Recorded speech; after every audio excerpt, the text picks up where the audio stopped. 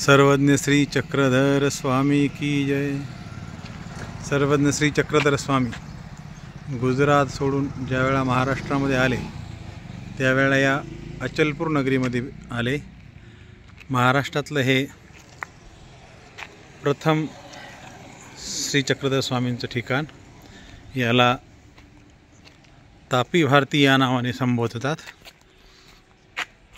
हे गेट आपल्याला दिसतंय, मंदिराचं गेट।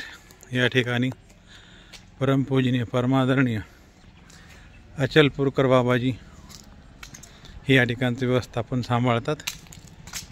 या ठिकाणी आधी बरीच गलिच्छ वस्ती होती, अतिक्रमण होतं।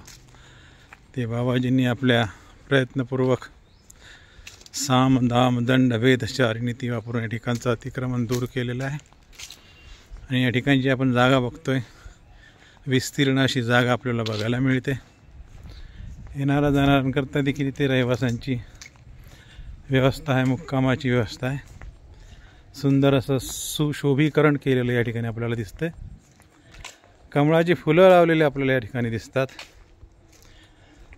मंदिरामध्ये जाताना मंदिर प्रवेश दिसतोय, मंदिर प्रवेश।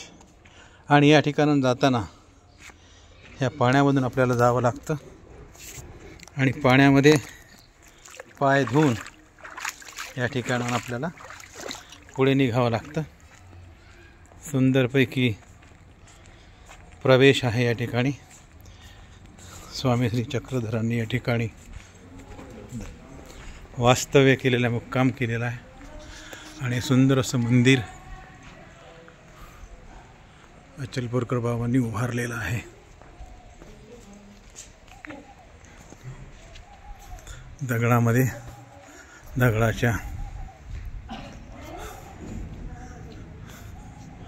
सुंदर असं मंदिर आहे।